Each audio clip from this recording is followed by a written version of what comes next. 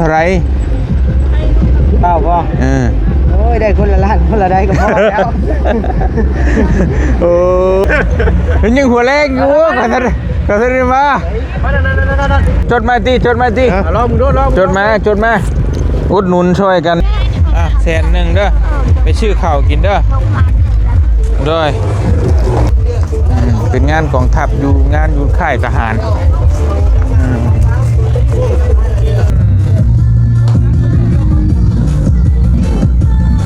กว่าบาทเนาะป่ะตัวป่ะ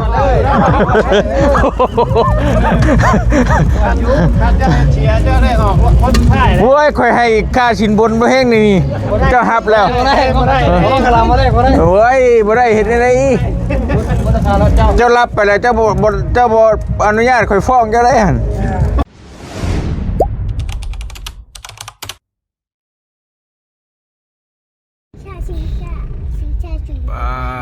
พี่น้องเปิดภาพมาวันนี้ก็คำมืดตื่นตา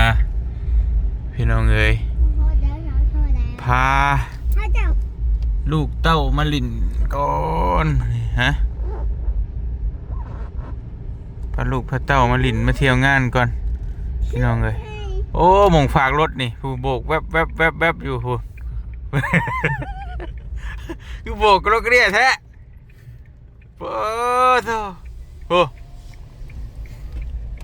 โว้ยโบกผู้เดียวก็ได้หรอกลูกพี่ฮะคือโบกหลายคนแท้บ่โอ้เอาสบายดีทางใดไปดีเด้อเขาเลยพาไปตีพิเศษอยู่ใช้แล้วบ่นี่พิเศษอยู่ใช้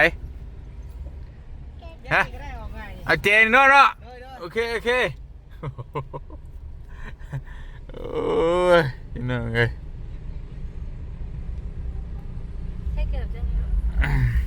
ใส่โอ้เห็นยังไงนี่อาชีพใหม่บ่โถย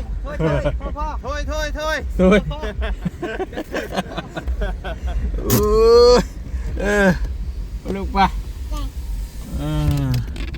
เต้นเลยเฮ้ย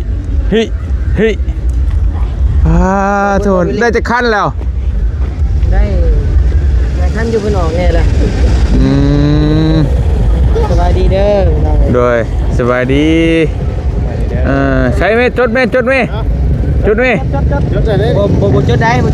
รถเป็นยัง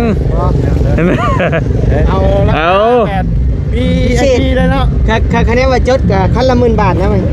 พี่แบบขั้นเท่าไรดูได้ให้อย่างดีเลยเมื่อนี่บ่ BMP เมื่อนี่ขั้น40,000มื่อนี่งานมากแล้ว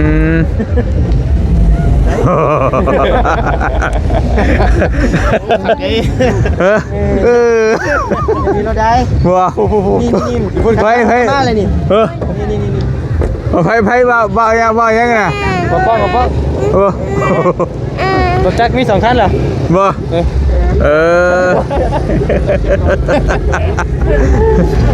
ไว้ดีเด้อพี่น้องไอ้ซีนุ่มเพิ่นเปิดประมูลมองฝากรถเนาะงานโอ้มื้อนี้เก็บคันละ40บ่รถใหญ่รถจักรคันละตั้งเป้าไว้เท่าไหร่เป้าบ่โอ้ยได้คนละล้านคนละได้ก็พอแล้วโอ้ยเนาะมันก็ต้องกูหันในตีอดหลับอดนอนจังว่านี่มาเบิ่งก่อนพี่น้องท่านได้มาบ่ทีมงานท่านได้มีไผมาบ่มีแต่เจ้าเลยแห้งมันให้จดมาบ่ไรจดมาเท่าไหร่เอาซอยอุดหนุนน้ำกันได้มียังนะปวดแขนแท้เลยโอ้ยบ่เว้ากินนี่ได้นี่จองกินนี่ได้บ่จะนี่เป็นตะปวดแขนแท้เลยไปน้ำข่อยไปเราบุญไปน้ำมันนี่ไปเบิดไม่ได้โซ่หรอกคือมันตื้นจำมั่มประมูลเท่าไรก่อนเนาะประมูลนี่เท่าไรก่อน5 ล้านถ้าว่ามันเต็มนั่นก็ได้อยู่เนาะฮะ อ้าวมาพี่กงกว่าเห็นไหมเห็นยังหัวเล็กอยู่กันทันมาเฮ้ย มาเลยฮัน ตลอดเฮง ไปเอาดิเด้ไปเอาได้ บ่เฮ็ดสูตรใหม่เฮ็ดสูตรใหม่ไปยืนอยู่กลางมันเลยห่างเลย บ่ เจ้าโบ้ ปากลางกันทีตบก่อนสิทีจอดหน่วยนี่บ่เข้าตบก้นเขาด้วย โอ้ยนั่งเลยครั้งแรกนี่เนาะ ครั้งแรก โอ้ โอ้ไปจดครั้งแรกมือผัดซันเลยนะ บอกกันเรากันเหมือนกับยายเหมือนให้ที เราว่าแพงแท้จะคุ้มมากกว่าแล้วทำได้แล้ว ชาวบ้านชาวเมืองบ่ มันก็ต้องว่าท่านอยู่แล้วเนาะ ใช่จดมาติ ลองมึงดูลอง จดมาอุดหนุนช่วยกันนี่แล้ว8 7เนาะ จด เรา มา เองก็ได้ไป ชอบสมมติว่า จุดรถแล้ว บ่เฮกมันให้ โอ้ยเฮงมาแล้วเมื่อกี้นี่เนาะเนาะเห็นเนาะ เฮกมันให้ไปเฮกมันให้แล้วเนาะพาลูกมาขี่ใช่ได้เลยนี่แหละ หนึ่งมันได้มาซ้ำเลยนี่แล้ว ใครกี่พาลูกมาเที่ยวจ้ะย่ามแบบ จังหวะเดี๋ยววันเอาเงินก่อน บ่ทอนก็ได้เฮกมัน นี่แหละมันเชียนได้กำไรนะตัวนี้แหละ ไรตัวนี้แหละ ทั้งทุกคนเฮ็ดเที่ยดิที่ได้ออกอยู่บ่นี่ นั่งเอาต้องรถกดเลย กดตาย ใครดี หาไว้เดี๋ยวไว้ในรถกันโอ้ยเนาะ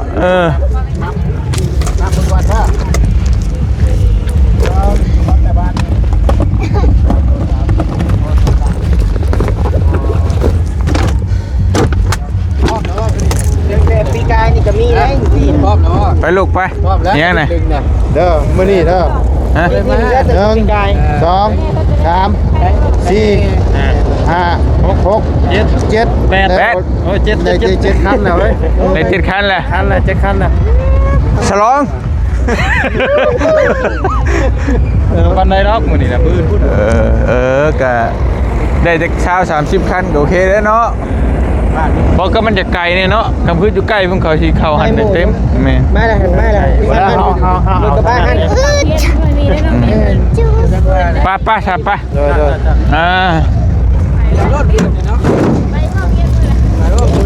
เบิ่งกันได้นี่คอยมีข้าวสารบ้างข้าวสารก็เฮียคอยบ่ได้ได้นี่มีข้าวสารพร้อมนี่ โอเค ข้าวสารก็เฮียนี่รับผิดชอบรถกับชาติคอยเอ้าเนาะรับภาคมันต้องนั่นเลย เอาลูดมาไว้ได้บ่ ได้ ยันเลยยันเสีย บ่ออกลูกออก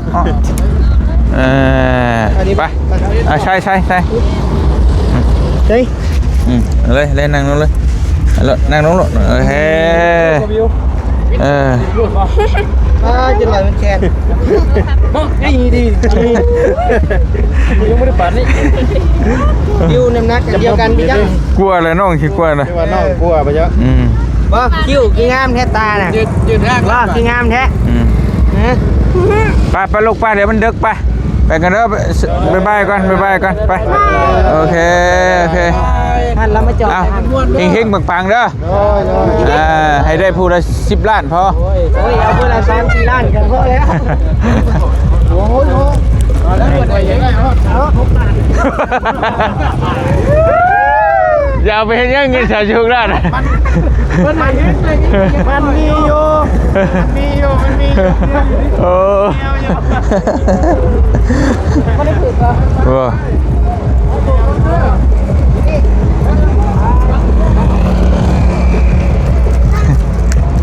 ฮะ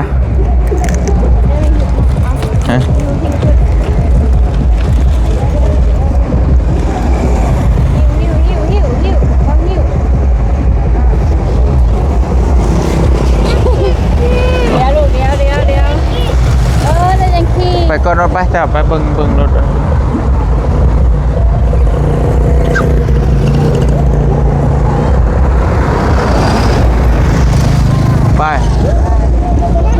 ไปเลย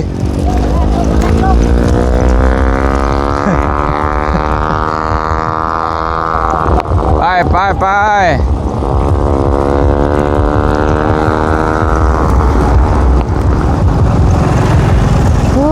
พี่น้องแตดไป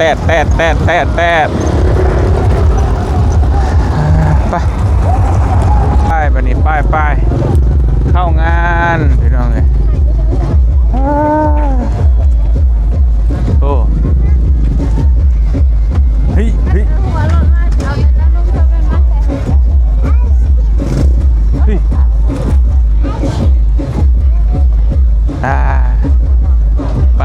ไปโอ้คนยังบ่ลายไปไหนมื้อนี้พี่น้องเอ้ยลายอยู่ไหนเนาะทำนี่ก็พอละลายอะไรไปเนี่ย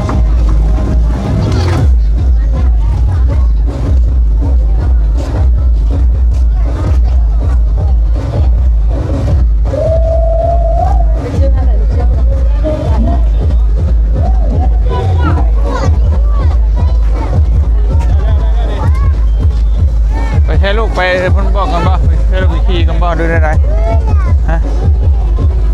ไปขี่ก่อนก็ได้ไปให้มันเร็วมันทั่วไป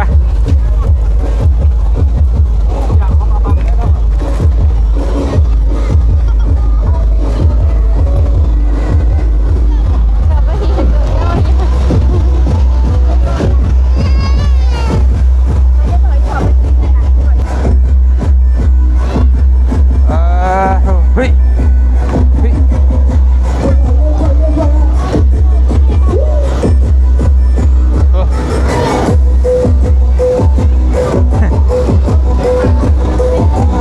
ให้บิวขี่ได้ลูก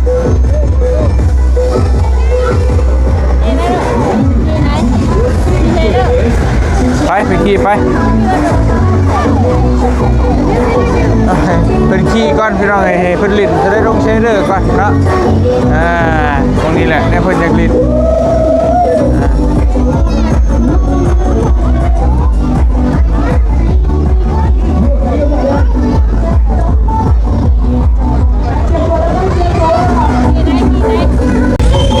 เลยไปเลย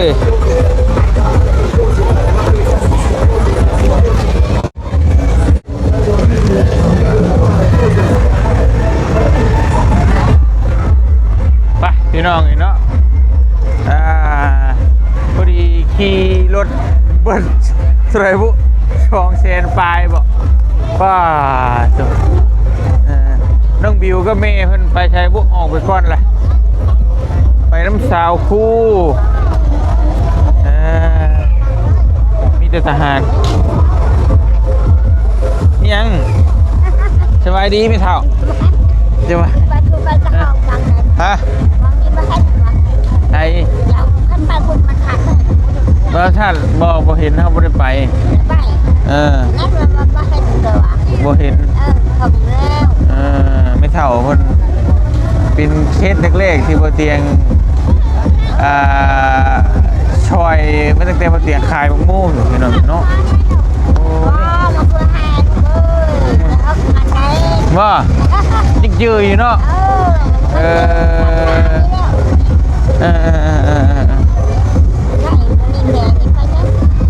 บนพาเอ้ยเพิ่นไปเลาะอะไรจักไปทางใดกินแล้วข้าวน้ำฮะยังไม่ได้กินคือบ่กินอยากไปเลยอยากตัวเงินซื้อข้าวคือเก่าบ่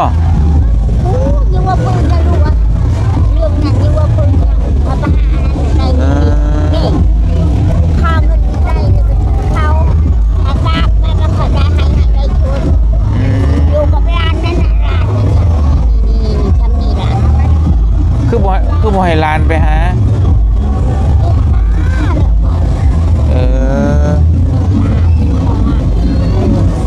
ถ้าเป็นหัวที่ทางบ้านโน่นนี่ก็ร้านนึงแตกขายมาหาเงินไม่มีได้เลยแตกขายเพราะว่าเก่าเลยนี่ชาวชาบูนี่ก็กินนั่นกะนี่นั่น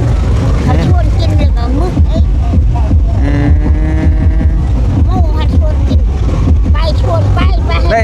ชอบหนึงผู้บ่จังสิเมื่อได้ข้าวชอบหนึงผู้สิเมื่อ ได้เงินนี่กินข้าวแล้วก็ มื้อไหนสิเมื่อ นี่นะ อืมบิดบุญนี่ อันนี้คุณนี่ เจ้ามา ถ้าเราจะไปที่โน่นก็ไปชอบคุณนี่อยู่นี่ เจ้ามาก็ไผ โอ้ยไปตามเรื่องนี่แล้ว มาผู้เดียวเจ้าบ่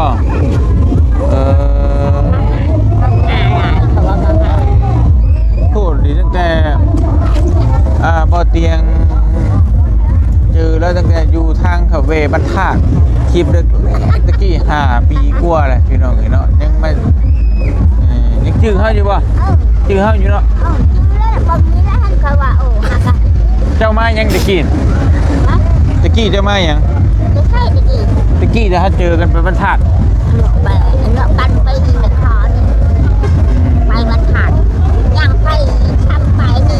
แค่ที่โน่นนี่คอกับคันขาดยุกเอา อืม ทำไปเจ็บแอวแล้วคันมาเป็นรถลงเลยก็นั่งอยู่แบบ อยู่เพื่อนน่ะอยู่กับไผคือมีแต่ขอมันแต่ขอเขาว่าบ่มีลูกมีหลาน บ่หลาน ลูกบ่มี บ่มีอันเดียวหันตายแล้วว่า ลูกคอยตายอยู่กับร้านอยู่น้ำมีแม่มันอยู่บ้านตะเชนเมื่อเฮินหลัง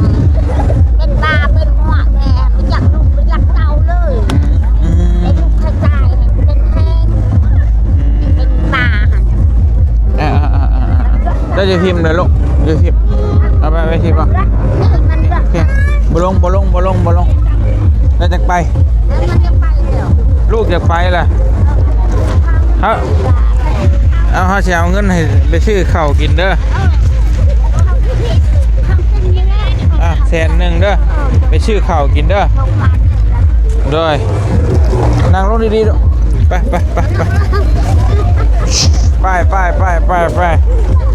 โอเคไปเก็บไปดีๆเด้อจัดไปไปพี่น้องเลยคนก็บ่ค่อยหลายมื้อนี้เนาะลองแรงๆอยู่เจอมีเท่าเพิ่นผู้ที่บ่เตียงเคยซอยเพิ่นตะกี้ตั้งแต่เข้าไปบ้านธาตุอีกหั่งใหม่ๆตั้งแต่บ่เตียงเฮ็ด YouTube ยังทันได้ผ่านกดชมชักแต่ก่อนพี่น้องเห็นแล้ว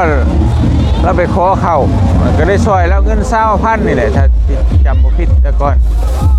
แล้วก็เอาชื่อเข้าชื่อหยังให้เล่าเหมือน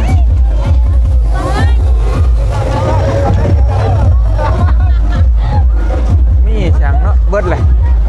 บางห้องแห้งๆพี่น้องเอ้ย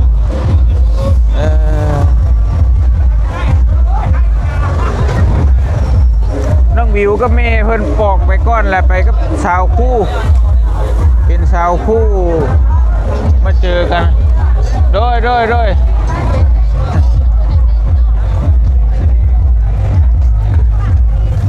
มีจังนี่แหละพี่น้องงานกันเลยเนาะแต่ว่าเบอร์น่าจะเบอร์อื่นมีวงดนตรีฮะอ้าวยังบ่รอดปิ้งไก่อยู่โดยเดี๋ยวสิมาซื้อซอย อยู่กับปิ้งไก่ยังไงชื่อปิ้งไก่ซอยอยู่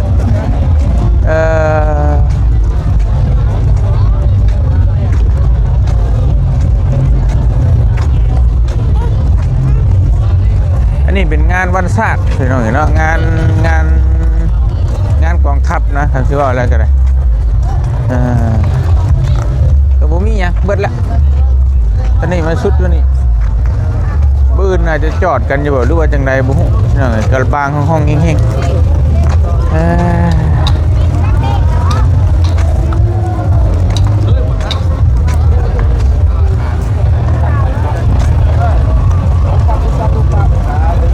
ได้ละเดี๋ยวกลับไปพุ่นไปเบิ่งบ่มีหยัง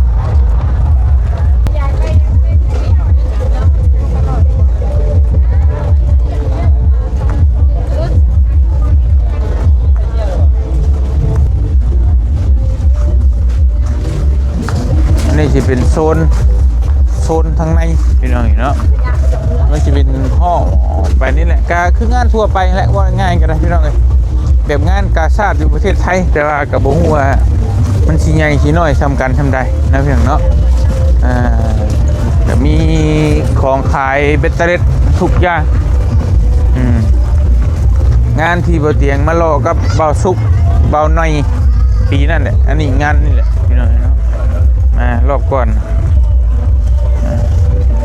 ก็คือการเบิดงานกะมื้อนี้คนที่บ่หลายน่ะจะมื้ออื่นมื้อฮื้อมื้อวันที่20มื้อสุดท้ายพี่น้องเอ้ยเป็นงานกองทัพอยู่งานอยู่ค่ายทหาร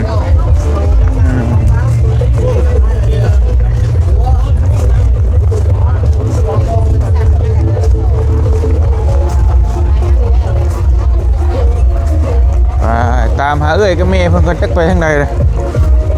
หาเอ้ยไปเลาะน่ะบ่เห็นเลยหายลิบลี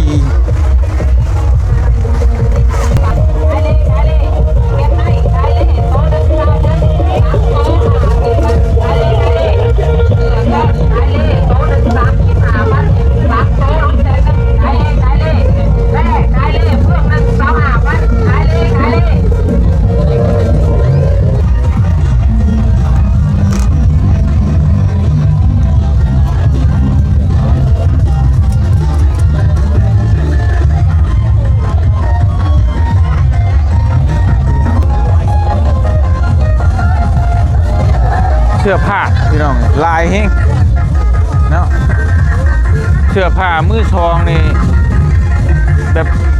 สักชิวาในตัวละ15,000ตัวละ10,000น่ะตัวละแบบตัวละ10 กว่าบาทนะพี่น้องเนาะตัวละ20 บาท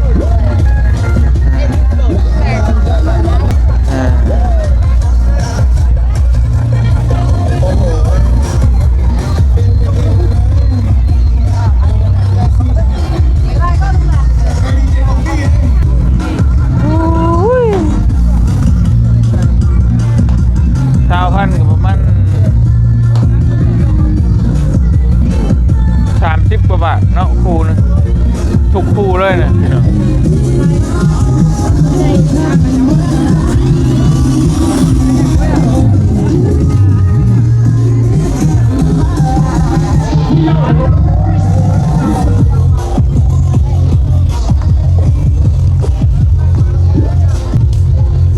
สุดแหละทั้งนี้ก็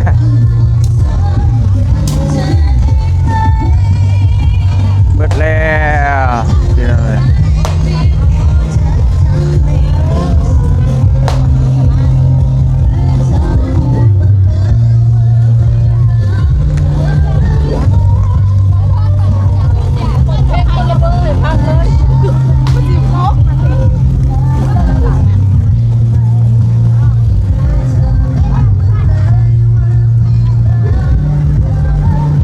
เบิดแล้วพี่น้องเลยผมมีอย่างเบิดเท่านี้แหละนั่นก็สุดเลยก็วงดนตรีน่าจะเบื่อเพื่อสิหลายเนาะเบื่อเพิ่นมีวงดนตรีอันนี้เท่าไหร่ใช่น่ะถิ่มไปเลยบ่น่ะไปรอออกเมื่อไปนี่แหละจะเอาอีกบ่บอกแกเนาะบอกแกไปรอออกไปพี่น้องเลยรอกลับกันบ่เห็นจ้อยไปพี่น้องเลยเลาะออกบ้านนี้นี่ไปสั่งบลองต้องแต่งเนาะไปออกก่อ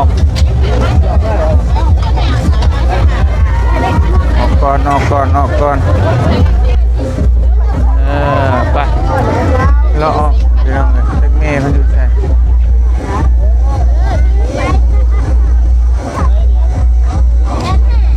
พลามัดเท่าไรก่อนมัด9,000มัดเอาเบิดหันใช่ถุงไหมเขาดำแต่ว่าเขาดำมาเลยสบายดีก่อนลูกสุจ้าก่อนลูก 2คนผู้หนึงไปได้แม่เพิ่น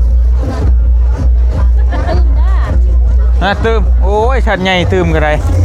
ขอบใจคิดกดรถอยู่ ไปขายดีบ่โดยไปที่นั่นไง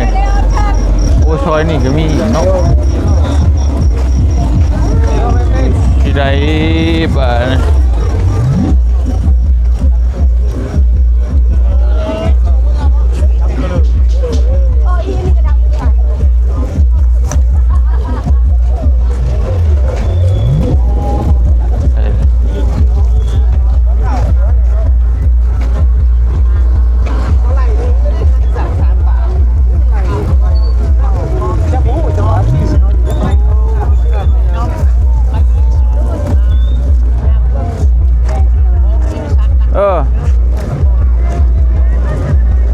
เอากระทางออกได้อยู่ได้ตัวนี้ประตูฮะไปเมื่อถึงนอนนี่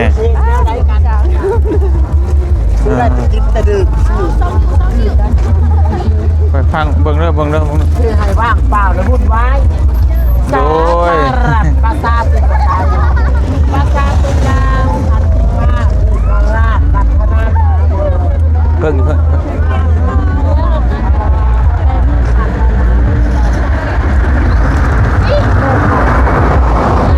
ไปเมื่อก่อนโดยไปกลับก่อ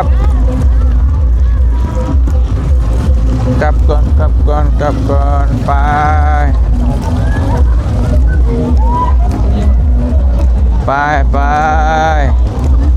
พี่น้องเลยไปเลยเมื่อ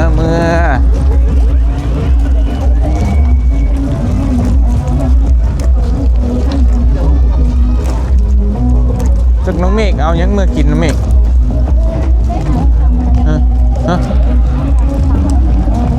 ชื่อกับข้าวก่อนวันนี้ชื่อนักกินใช่ไหมฮะเอาเบิ้งไหม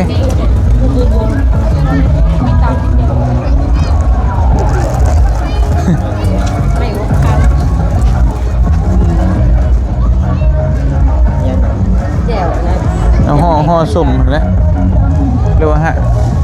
เอาตะเข่าแล้วกับไปวางข้างนั้นนะ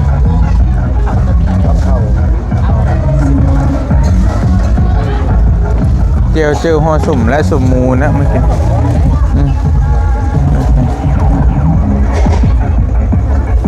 มีอยู่ช่างเจ้าเงินเนาะ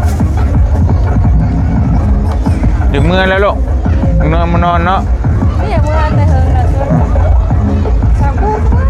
แล้วปืนนะคือสาวชนชิบเต็งกระเลาะก็ไปหาตัวอยู่ในคุณแล้วเต็งกระ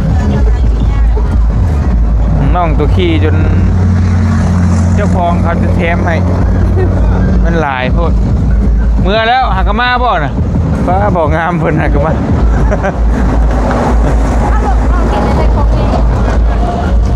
โอเคได้ห่อสุ่มปิ้งตับแล้วก็จะแซ่บ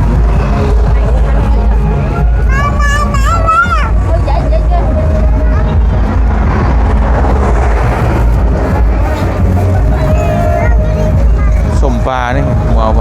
แซ่บเลยทาตะเกาเนาะ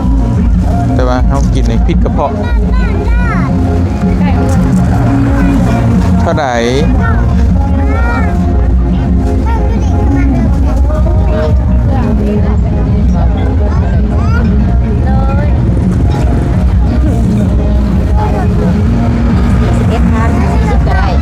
ด้วย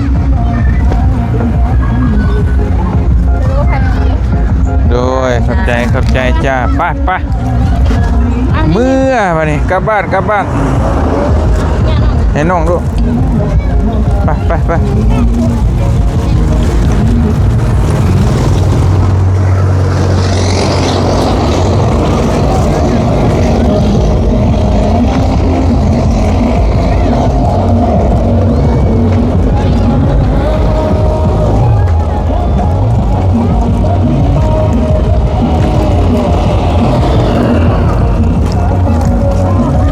เอาไป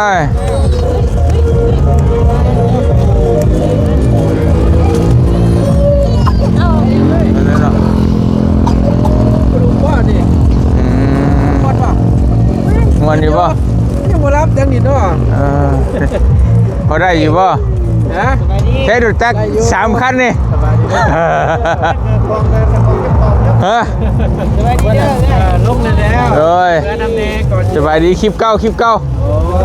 โอ้ยังฮะเอ้า แน่ดี พูดละบ้างพ่อ ได้เด้อยักใจเด้ ฮะ เนี่ยยักใจเด้รถบ่เข้าเว้ย บืน โดย ใช่น่ะมีแต่ขั้นน่ะ เมื่อแบบพี่แดง ไม่หนาก็จะดิ โอเคกลับกันเด้อโดย น้ำบรีก็หาแต่แม่เมื่อกี้นี่ให้เข้าเพิ่นก็กันอยู่บ่ บ่ตรวจปี้ตรวจหยังวะ ตรวจ บ่ตรวจบ่ เชียร์เจ้าได้ออกคนท้าย โอ้ยข่อยให้ค่าสินบนบ่แห้งนี่เจ้าฮับแล้ว บ่ได้บ่คลามบ่ได้ โอ้ยบ่ได้เฮ็ดได้ บ่ราคาแล้วเจ้า เจ้ารับไปแล้วเจ้าบ่อนุญาตข่อยฟ้องเจ้าได้หั่น บ่ได้ก็บ่ได้ เดี๋ยวยาได้ เจ้าอย่าก้นมาพ่อ ไม่นะ อ่ะไป เข้า ทีมงานวันนี้ไผมาบ่ ยังอยู่ มี แต่ว่าขอจอดที่ทีมงานกัน ในนั้นแล้วมันนั่นจะยังว่าข่อยอยู่เนาะ นั่นมันเป็นบ่ ข่อยให้50แถมคลามพร้อมยังปรับข่อยอยู่เจ้าเห็นพี่เสียดิ นี่เสียแล้วบ่ได้ พี่เชียร์ก็ข่อยถ่ายคลิปไปเป็นหลักฐานอยู่รถข่อยจ่ายเงินข้างในเอ้านี่ข่อยมีหลักฐานได้ข่อยมีหลักฐานได้รถข่อยยืนให้ข้างในเวรใหญ่เนาะ อ้าวแม่นนะคลิปข่อยยาวไปเลยข่อยออกมานี่ข่อยบ่ได้ตัด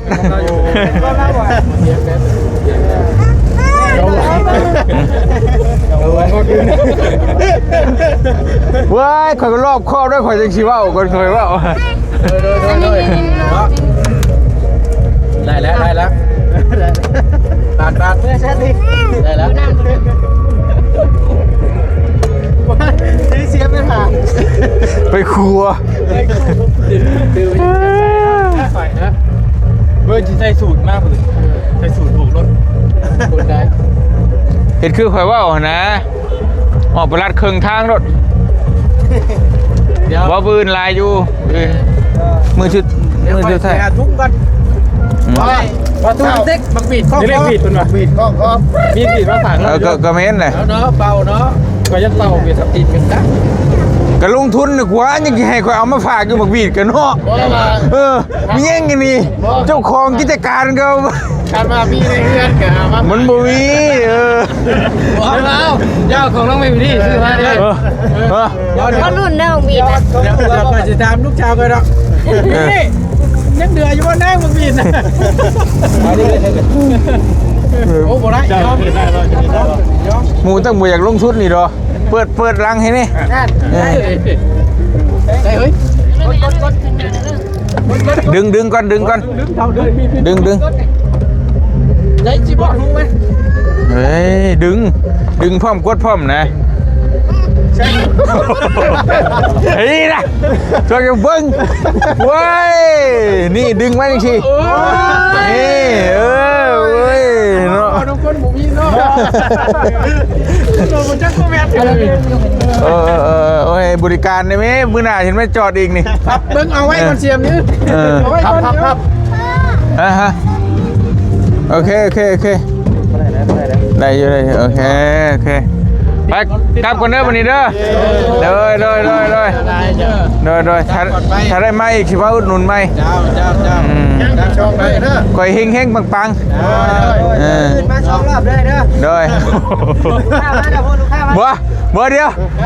มือได้จะเข่ามานี่แล้วก็วนออกกันแล้วได้ขากลับแล้วก็วนเขานี่เลยคนออกแล้ว2 รอบเลย มันมีปีคือเขาเนาะ ฮะ มีปียังยืนหมดเลยได้แล้ววะ บ่แล้วเฮ้ยมือใหม่เลยมือใหม่บ่ได้ ออกได้แล้วบ่ แม่นบ่ถ้ามือนี่อาจจะได้อยู่เนาะถ้ามือเดียวกันนะ เดียวกันแล้ว ไปพูดเด้อนะ ไปเอาลูกค้ากลับกันเด้อวันนี้เด้อไป เห็นปากเลยดิ พอเตียงขอตัวเดินทางกลับก่อนพี่น้องเอ๋ยบื้นเจอกันใหม่เนาะผ่านพ้นไปสำหรับเที่ยวงานประจำปีเนาะงานกองทัพประชาชนลาวพี่น้องเอ๋ยไปเดินทางกลับก่อนสบายดีบ๊ายบาย